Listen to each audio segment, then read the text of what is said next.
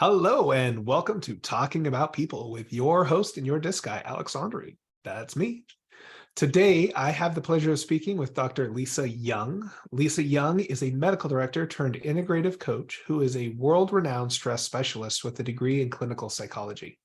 After healing herself from chronic stress, burnout, and depression, she created a proprietary 4A framework that combines her scientific, psychological, and medical expertise with some more esoteric mind-body modalities to help her clients escape the cycles of stress and live their best lives. Her mission is to heal the world of chronic stress, depression, and burnout so that people can be their best selves, live their best lives, and have an even greater impact on the world. Lisa, thank you so much for joining me today. Thank you so much for having me. I'm excited. It's been fun. Lisa and I have been able to do a lot of different workshops together, and I've attended both workshops where she spoke as a guest lecturer at mine, but also in her own workshops. And it's been fun to just see her growth and see her transformation as she's been moving through and stepping into this field.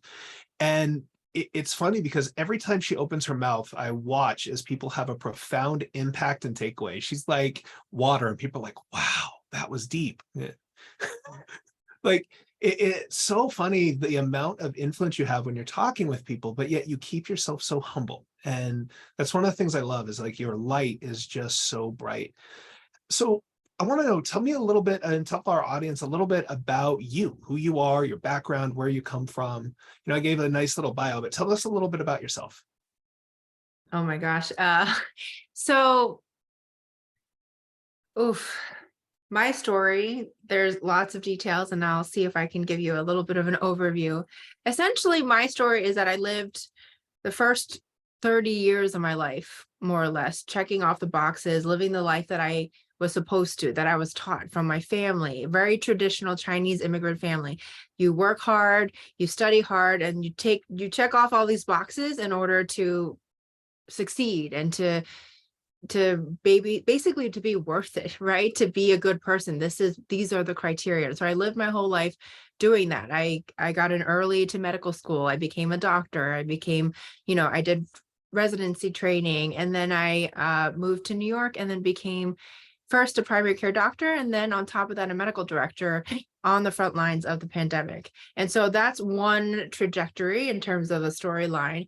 And the other piece of my story is that as I was living that life, checking off all these boxes, basically pushing myself harder and harder to achieve and to do, I got to a point where a few years ago, I basically was faced with a lot of totally unexpected life circumstances that threw me for a loop.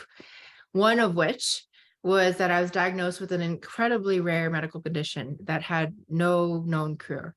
And at the time, I hadn't learned yet. And I continued to push and grind and didn't really take time off to take care of myself. I just kind of tried to fit it in between. And I wonder how many people can relate to that.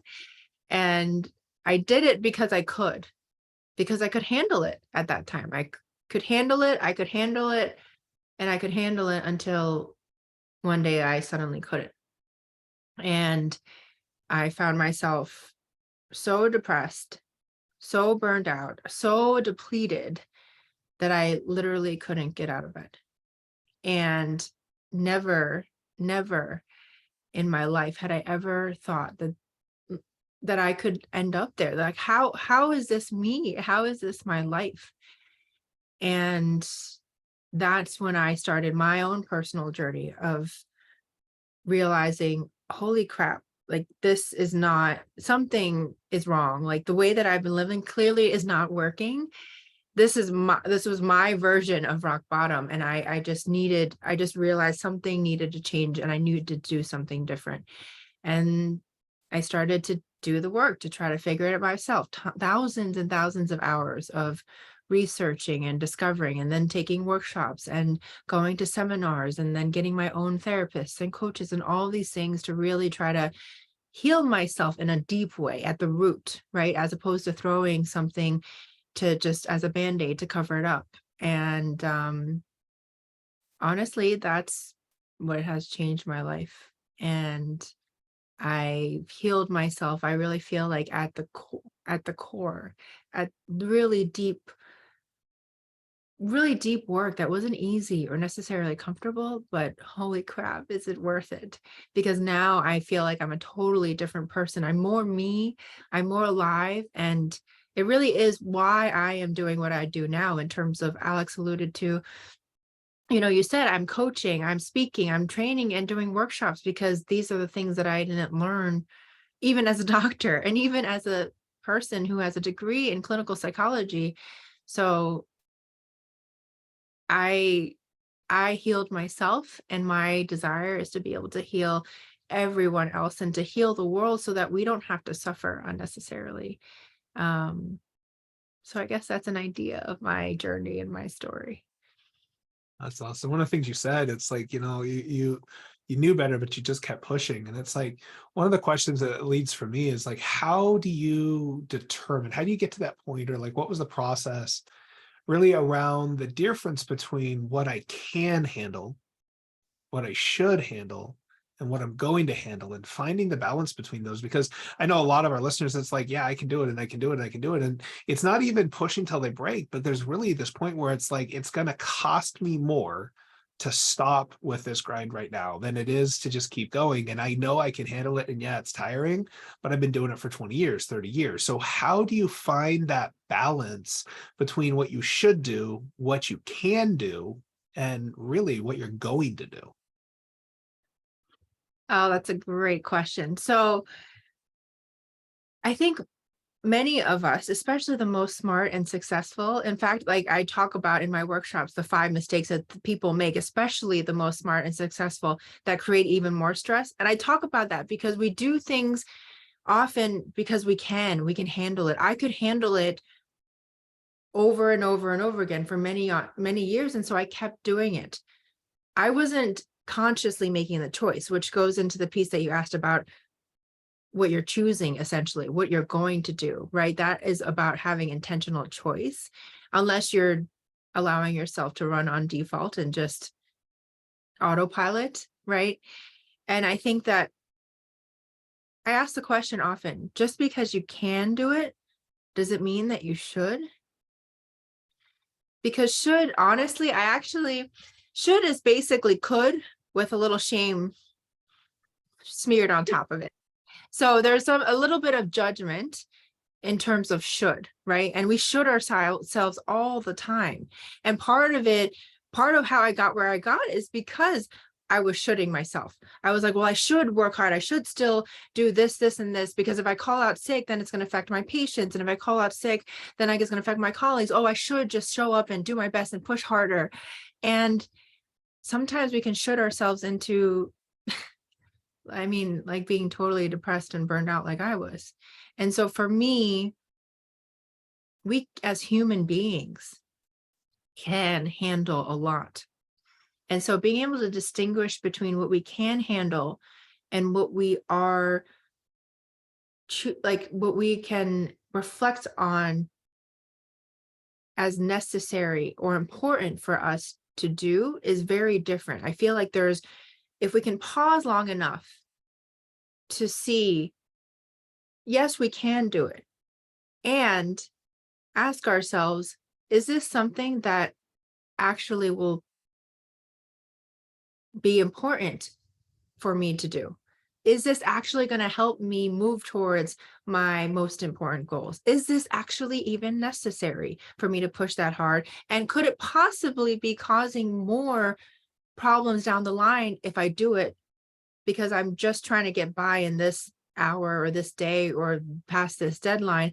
I can do it, I can push, but is that going to cause more problems on the other end? So I think for me, the distinction is actually you can do it, and many things we can. Is it actually in your greatest good? Does it actually serve you to do it and serve your purpose, your intention, and your maybe even your mission in the world and what you're trying to achieve? Does it actually serve that? And that's how I would say I would distinguish and determine whether or not I choose to do it. Just because I can doesn't mean I'm going to choose to, because maybe it's not actually in the highest good for everyone or for me. Yeah, I like that. One of the things that you said that I kind of got the smirk is because I was like, I heard it. And for me, everything that I do, when I teach, when I talk about spectrums all the time. And so I try and figure out, because if I can find two endpoints, I can find a scale in which I can slide around. It gives me more flexibility while being able to hold a framework in place. And for a lot of times, there's like this balance. And I heard it in my language after I asked the question as you were answering it. And I went, okay, so there's a difference between what I can do and what I should do. And so for me, I created 2 points. I created a should and a can, and somewhere in between there is where I'm navigating. And what you did was you reworded it. So instead of it being a can and a should, it's a can and importance. You went into your highest good. And for me, what I heard that really resonated with me was, is it important to me? And so there's a lot of things that I can do, and really asking, is it aligned with what's important to me? Is it really something that I'm choosing to do because I can, or am I choosing to do it because I can and it's important to me? And that's an interesting shift in that spectrum. So thank you. That was pretty cool. I So think, oh, go ahead. no, go ahead. Well, I think the thing with should is, at least the way that I perceive the word, is a lot of times the question is, where is the should coming from? Is the should from within myself? I'm shoulding myself, or is it a should that I've taken on from other people around me, my family, my colleagues, my friends, whatever, maybe be society. And so for me, I think the distinction is, you can, and then are you going to choose to do it? You know that you can, and then you get to choose, because we're all conscious beings of choice. And when we recognize that and pause long enough to see that, it can be really powerful and totally life-changing and very empowering. So thank you for And that. it's about getting an increasing choice. Everything should be designed to increase choice and increase wholeness. Mhm. So tell me about stress. What is stress? You're the world-renowned stress expert. People all over the world talk about this woman named Dr. Lisa Yeung. I've heard people in multiple countries talk about how amazing you are. So when you talk about stress, how do you define stress, and what is that to you? Oh, there's so many different definitions of stress. And even you just mentioned spectrums, right? There's a spectrum of stress. So for me, stress, first of all, is a feeling, it's an experience. And so stress is an experience. And I often like to make the distinction between that and stressor is the trigger, the challenge, the thing, the situation. And sometimes it may even be a person, the situation, whatever it is that could potentially trigger feelings and an experience of stress within someone.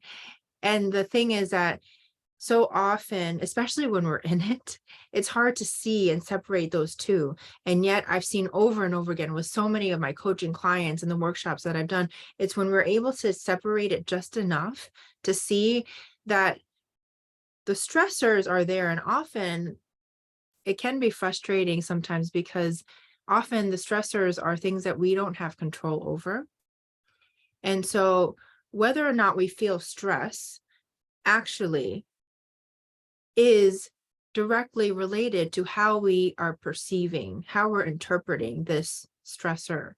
And so that's why people can be experiencing the same situations, and one person could be totally stressed and the other person could feel fine. And so for me, the definition of stress is this experience within our body, right? We talk about the fight or flight response, which is a physiological thing that happens in our body, and the hormones that are released and all these things. And stress is not necessarily bad, right? There's a spectrums of stress. Stress, the fight or flight response, is actually a survival mechanism. Our bodies, we are evolved to have the fight or flight response so that we can survive in times of life-threatening danger. And the thing is that nowadays, so there's acute stress, meaning in that moment something happens and you're triggered, and it's a stressful thing. It could be something just happened, you just got into argument, right? Or some news just happened that caused you to feel stress.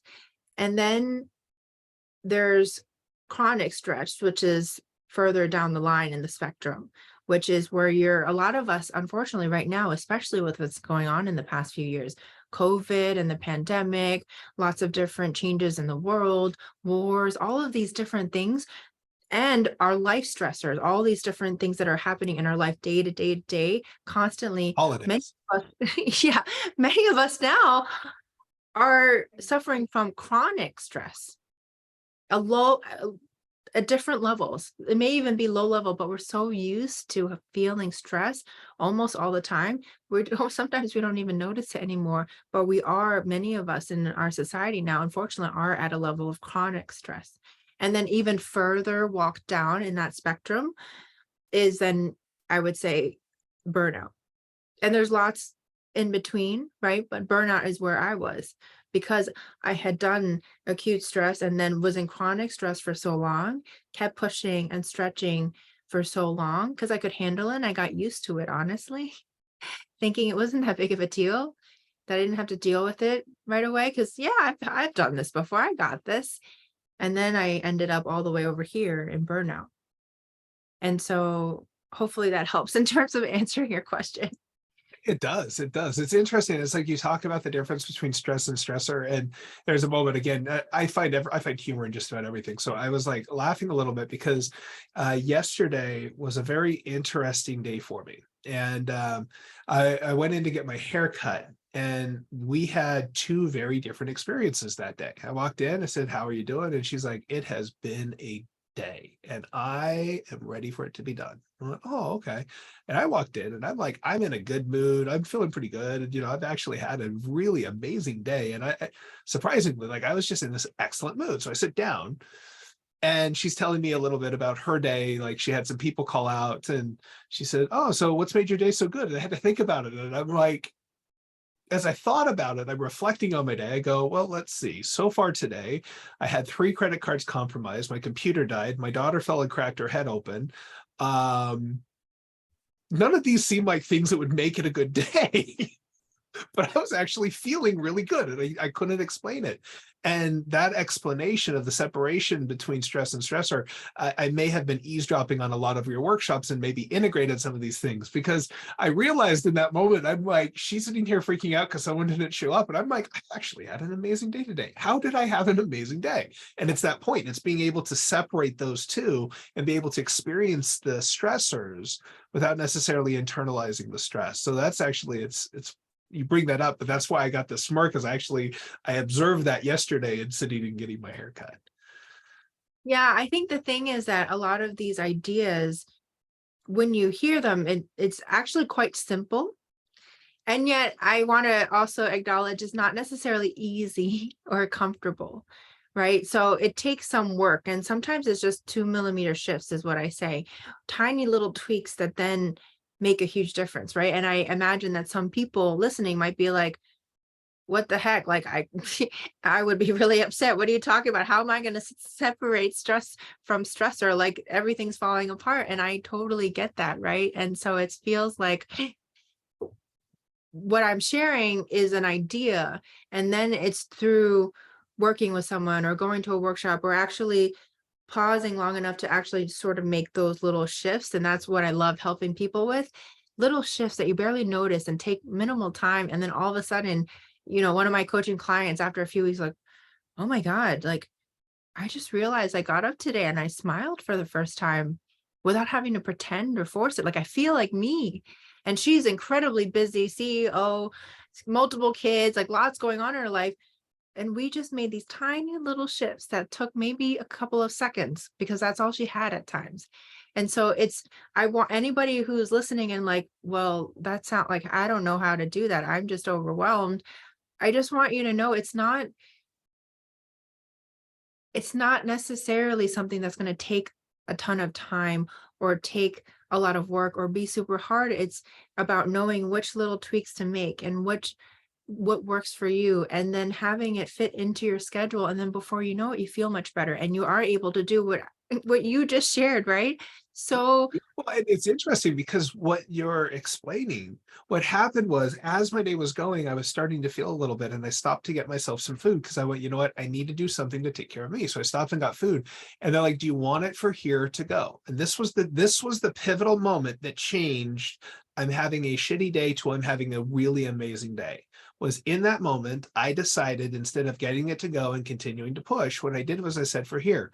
And I sat down and I enjoyed a bowl of soup and I just sat and I stopped for just a moment. I took a breath. It wasn't very long. And I figured out it's a great place that I could work. I was able to get some clarity on thoughts, but it literally just that few moments. And it's like you're constantly telling it, just stop for a second, take a breath. And I'm like that little breath, that little pause is enough time to be able to make some of that shifts. And so it's like that pause, like finding where is it to be able to interject that pause. What is something that you found helpful from like a framework or an idea perspective to help people really be able to find where do you insert that pause? hmm. Well, in terms of frameworks, my mission really is to help people not have to suffer, not have to hit rock bottom the way I did, and actually learn and solve chronic stress and all of this unnecessary suffering, right, at the root. And for me, I was in order to distill everything that I've learned and try to share it and teach it in a way that's digestible and understandable to people that I'm sharing this for to, especially for the first time, I created a framework that I've used to lead all of my clients that are one-on-one and even people in workshops to help them understand it. It's only 4 steps, right? 4 steps, that's all. A framework that Yeah, have stress people can't handle five. It just does not work. Stress people, they're like four, totally can do five. Fuck you, I'm out. And they're gone. well, that's the thing. It's like, how do I distill everything that I've learned and experienced? And I've broken it down into, and how have I shifted people who are totally stressed and overwhelmed, and then get them to a place of peace and ease and feeling grounded and feeling more like themselves. And I realized I broke it down into these 4 steps that I created, which is the framework that I've seen work over and over again. And it's been super helpful for my one-on-one coaching clients, for people that I share it with at workshops and trainings. And for me, those 4 steps they're all A's. So I try to make it as easy as possible to remember. So I one, like A's. They go with my name. They work well for me. true. So the first one is awareness. And these are in this order for a reason, right? So the first step is awareness. And it alludes to some of what we were already talking about. Are you aware even of how stressed you are? Are you aware of the stressors that are causing stress? Are you aware of when you're feeling stressed, what it feels like in your body and where on the spectrum you are? And it sounds so simple. And yet I've seen so many times over and over again, especially the most busy, the most stressed, the most successful people, they have so many things going on and so many demands on their time, right? We all experience it, and so many expectations, so many obligations, responsibilities. They keep running and pushing, and they're not even aware of these simple things that I just asked you. And so that's the very first step, because if you're not aware of something, there's no way that you could possibly shift it or change it. And so many people want to talk about, well, what's the thing that I need to do? What's the hack? What's the solution? Like, how do I fix it? And yet I've realized time and time again, I don't even get there until step 3, because the first 2 steps are critically important. And so the first step is awareness. The second step is acceptance. And acceptance is not just acknowledgement. Acceptance is being able to truly accept what is in terms of the situation, your feeling of stress, where you are. There's so many pieces to each of these steps. I wish I could like share it all with you. It's not possible in the little time that we have. But acceptance, about how can you accept and really see clearly, really, like this piece of acceptance allows you to see more clearly, because you're not trying to resist what is. I And want to slow you down and ask a question, because these two steps, like you say they're the next, but when you talk about acceptance, and I've heard you say this before, but I want to get it distinguished for my listeners, and the difference between acknowledging and accepting, because I know what you're meaning with this, because you and I have had a lot of in-depth discussion, but I think that this is a really important distinction, because I think it's common for people to think that they're accepting something when they're not. So can you elaborate on the difference between acknowledgement and accepting? so for me, what acknowledgement comes from here. Acknowledgement for me is more cognitive, more conscious, meaning that you acknowledge, you're able to recognize that this is the situation. For example, that we're in a pandemic and then there are a lot of people sick with COVID, or even that a family member is sick, right? We can acknowledge that. And we can, the difference is sometimes we acknowledge things and we still feel like emotion around it. We still feel like, oh, I wish it weren't the case, or I'm so upset this happened. I can't believe I got into a car accident. I can't believe I lost my job. Right. Like, and we have this feeling and we're acknowledging it, and we can try to even affirmation sometimes, right? We say to ourselves, oh, I'm sure this is working for me. And, all these things, but it's all from here down. And we can acknowledge it. We can even try to convince ourselves that we're okay with it, but that's very different than true acceptance. For me, true acceptance is like there's a level of non-attachment there. And it's free of emotional charge, meaning you're not trying to convince yourself it's okay. You're not trying to resist it or pretend it's not there. You're not feeling upset about it and trying to pretend it's okay. You actually truly, genuinely, like from an embodied way, accept the situation for what it is, accept what is, right? And there's so many different aspects of acceptance and different categories, and I won't go into that, but that's a basic distinction for me. Yeah, one of the things that I found, because this is something that I've tried to put a lot of practice into since I met you, and we've been having these kinds of conversations, is the difference between acknowledgement and acceptance for me is a tension in the throat and where I'm breathing. Is how I know, because I'm really good at lying to myself and telling myself I'm okay with something when I'm not. But what I find is there's a tension in the throat and a breath. And I think that, like, I've talked with a couple of the people who've taken your workshops and who have started to practice some of this stuff. And one of them, it's like, yeah, there's this little pain right below my right shoulder. And I can tell that while I'm saying I accept it, if that pain's there, it means I still have more work to do because it's not real. And so finding those little pieces, that's why I feel like it's important to separate the difference. It's like acknowledgement versus acceptance. Acceptance is that moment where there's a let go, and it's just, you let go and you go, you know what? It is. It's not good. It's not bad.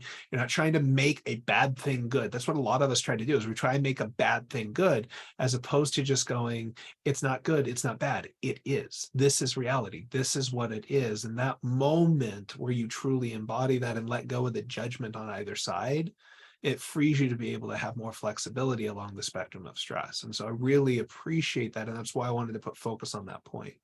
So I know that we've got a little bit of time left. I want you to be able to cover what are the other two. So you've got awareness and the importance of being aware of where you are, what you're feeling, what's going on, what's your stress level. Acceptance, like truly the embodiment of the present moment and the experience. What are the next two parts of your framework? So I want to say acceptance can be the most challenging, and I feel like, and it's so critically important, and it's so empowering when you truly actually accept something and let go and release yourself from the emotions and the charge around it. And I'll leave it at that for now.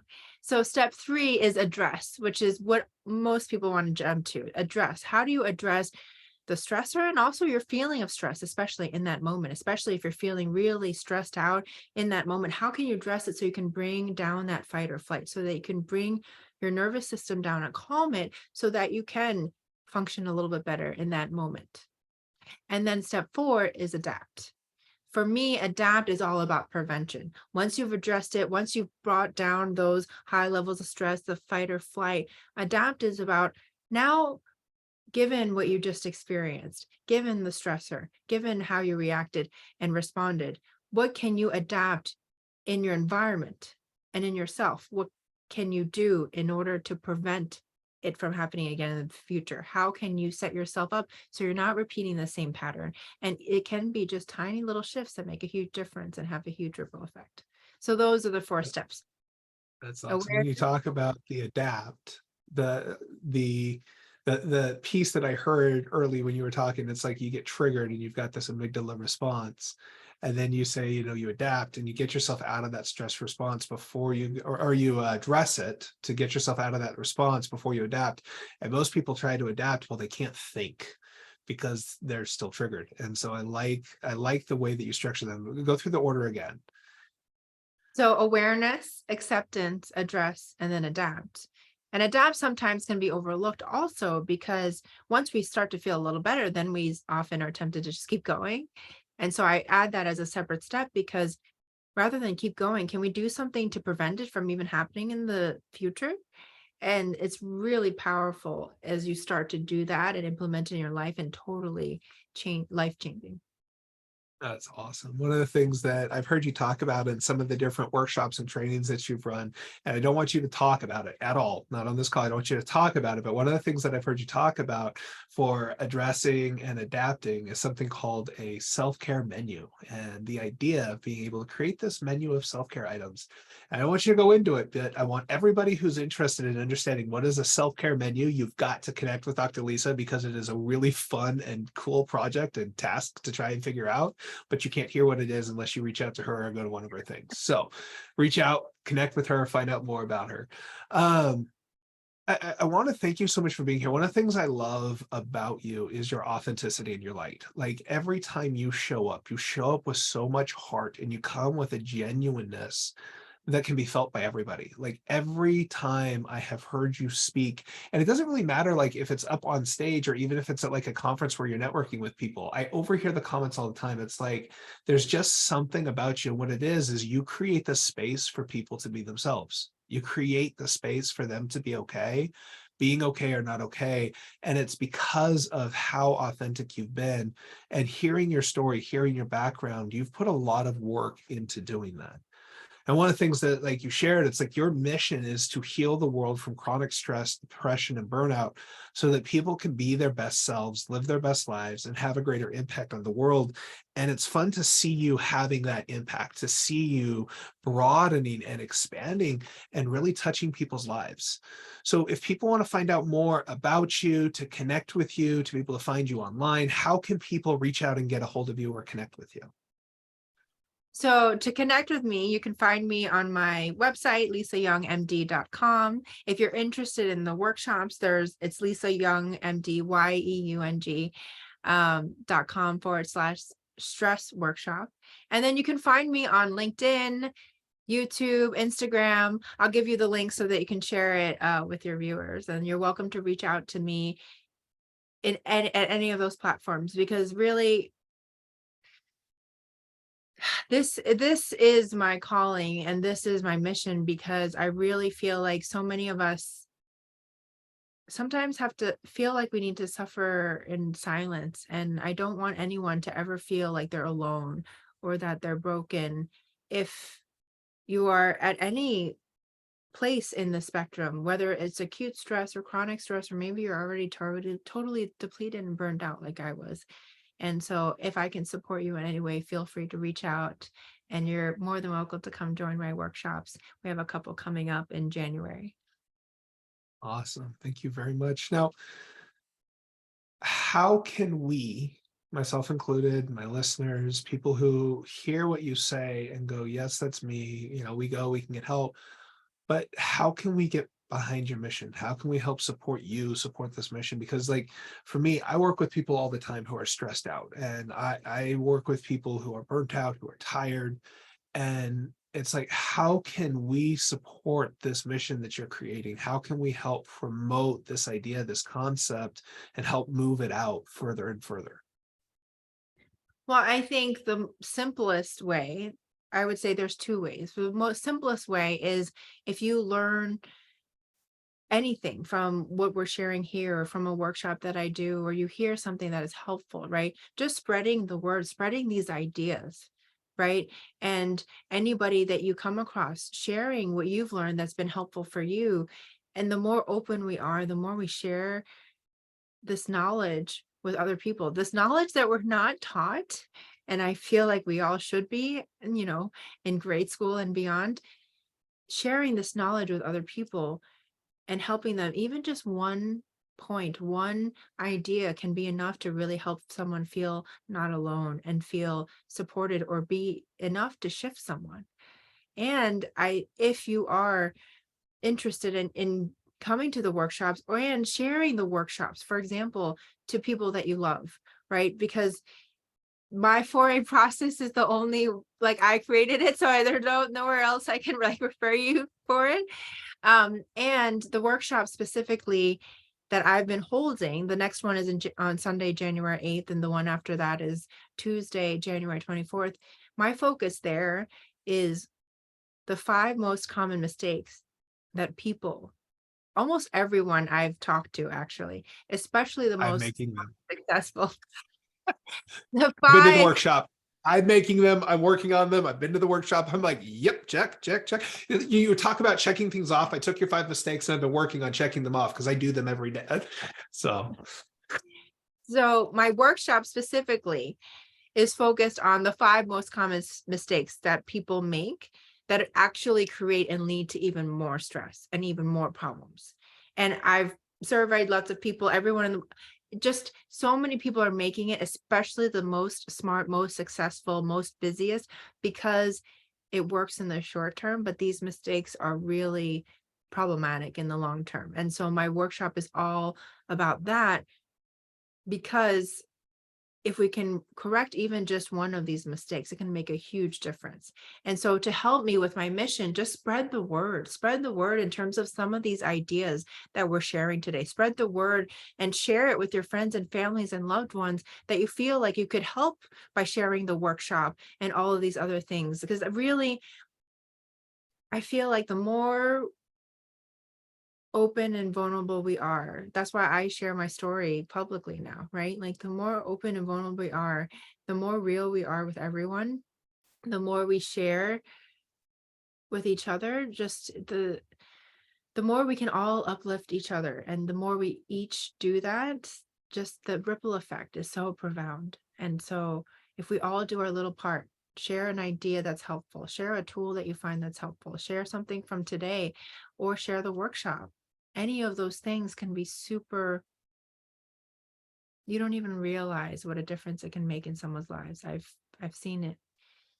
And sometimes I'm surprised, something that I said I didn't even realize, and turns out that it made a huge difference in someone's life. So I encourage all of us to step up and help each other with this awesome. mission, help each other not suffer so much from stress because we think that we should or we're supposed to.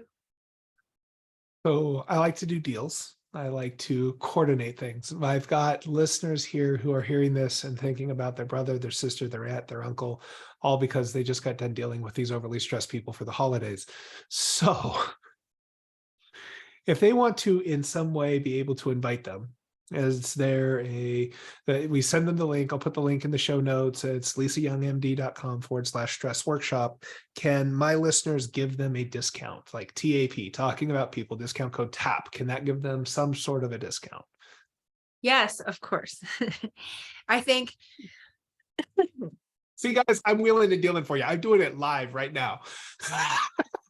so the fact that you're here, that you've listened to the end of this and that you found it, like you've stayed on, right, and listened. I think the fact that you're here, I'm more than happy to gift you guys. So the code will be TAP, TAP, which is the name of the podcast, and they'll give you 67% off. So you can come to the workshop for only $98 and come to your workshop, come to the workshop, invite your friends and family, the people that you care about most, because really my mission is to help as many people as possible not suffer and to heal as many people as possible from chronic stress, depression, and burnout. So yes, coupon code TAP, get it 67% off, $98.